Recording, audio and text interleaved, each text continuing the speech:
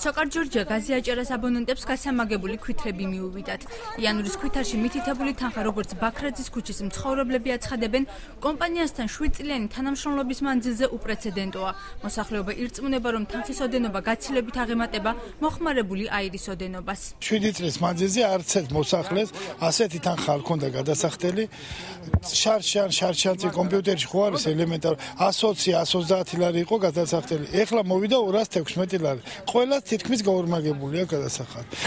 უკეთესი ამინდები იყო, უკეთესი პირობები იყო ყველანაირად, ხო არ ვინდა დაწოვდა ზედმე. რაზე უნდა იყოს 1-2 წლის უკანდელი უფრო ნაკლები 7 წლის მანძილზე ვიდრე წელს ამ თვეში. გასამაგებული გადასახადებით შეშფოთებულმა მოსახლეობამ დღეს სოკარ ჯორჯიასაც მიაკითხა, სადაც ფაქტით, როგორც აბონენტები ირწმუნებიან, თავად კომპანიის წარმომადგენლებიც კი დარჩნენ გაკვირვებულნი. თუმცა მიზეზების დასადგენად სპეციალისტების მობილიზება კომპანიამ აბონენტებს დააკისრა.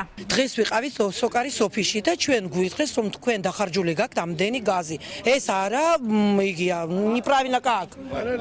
არა რეალურია და ან ჟონავს გაზი, ან შოჩიკის პრობლემა მეიყვანეთ ექსპერტი და ჩვენ რატომ უნდა მევიყვანოთ ექსპერტი? მან თვითონ არა დაინტერესებული რომ მეიყვანონ ექსპერტი და იგი ჩვენ ყოფნის რომ აქანე კიდევ ცხოვრობთ ამ ბარცხანაში და კიდევ ამფერი პრობლემის სამაგი მევიდა გაზის გადასახადი. თქვენ ახლა გარკვიეთ მაინც თქვენი პრობლემა. всё, აი იყო მაგენის პასუხი. ჩვენთან საუბარში ბაქრაძის ქუჩის მცხოვრებლებმა გაზრდილი გადასახადის ერთ-ერთ ვერსიად ბუნებრივი აირის ხარისხის გაუარესება დაასახელეს.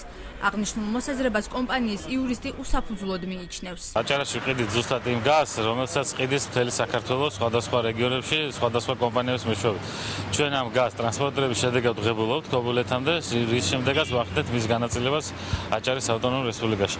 ერთადერთი ჩვენ რასაც გაზში ვუშვებთ, ეს არის დეოდორანტი, რომელიც აუცილებელია იმისათვის, რომ გაჟონვის შემთხვევაში მოსახლეობა მიხვდეს სუნის მეშვეობით, რომ არის გაზის გაჟონვას აქვს ადგილი. ფასის არის ის, რაც იყო დღემდე დადგენილი. სოკარ ჯორჯიაში მოსახლეობას მოუწოდებენ წერილობითი განცხადებით მიმართონ, რის შემდეგაც მიზეზების შესასწავლის სამუშაო ჯგუფი გამოიყოფა.